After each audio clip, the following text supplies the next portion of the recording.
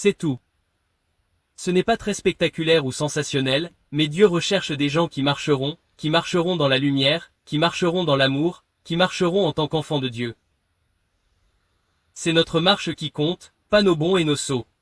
Qu'il y a une place pour cela. Mais c'est la marche, le voyage pas à pas.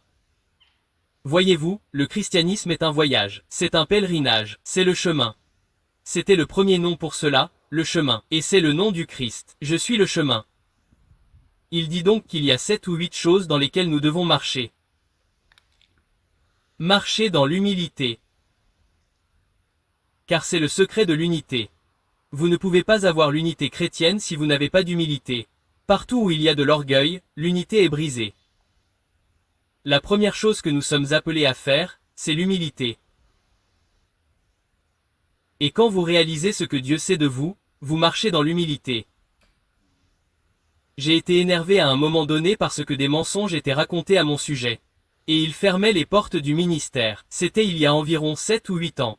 Et j'étais énervé parce que les portes du ministère se fermaient. Je suis allé vers Dieu et j'ai eu un bon vieux problème à ce sujet. Et savez-vous ce qu'il m'a dit? Il a dit, David, le pire qu'il puisse dire de toi n'est pas aussi grave que la vérité. Et vous savez, j'ai éclaté de rire. Je l'ai dit à ma femme, elle a éclaté de rire aussi. Ça m'a soulagé. Et puis il a dit, mais je t'aime toujours et je t'utilise toujours. Voyez-vous, chaque fois que j'entends un mensonge à mon sujet, je dis, eh bien, Dieu merci, ils ne connaissent pas la vérité. Voyez-vous, Jésus connaît la vérité. Il sait tout de vous. Et cela vous garde humble parce qu'il sait. Marchez dans l'humilité. Il nous est si facile de me laisser citer un petit poème. Une fois, dans une sainte passion, j'ai pleuré de chagrin désespéré. Ô Seigneur, mon cœur est noir de la ruse des pécheurs. Je suis le chef. Alors mon ange gardien s'est penché et a murmuré par derrière, Vanité, mon petit homme, tu n'es rien de tel. Vous savez, il y a même une fausse modestie. Et la fausse modestie n'est pas de l'humilité. Vous savez, oh, je ne pourrais pas faire ça. Oh, non, ne demandez pas, je ne peux rien faire. C'est une fausse modestie. La vraie humilité dit ce que je le suis par la grâce de Dieu. Et sans sa grâce, où diable serais-je aujourd'hui? Marchez dans l'humilité, puis marchez dans l'unité, car il n'y a qu'un seul corps.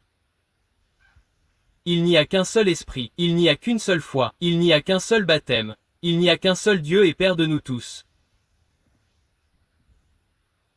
Marchez donc dans l'unité, car quels que soient nos désaccords, nous avons tous été sauvés par le même Jésus, par le même sang, nous nous dirigeons vers le même avenir. Nous avons le même esprit. Marchez dans l'unité.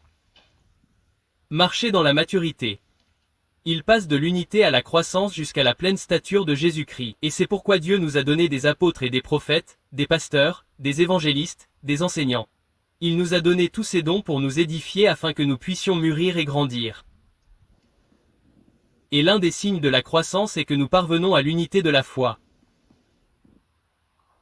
La base de la communion n'est pas l'unité de la foi, mais l'unité de l'esprit jusqu'à ce que nous atteignions l'unité de la foi.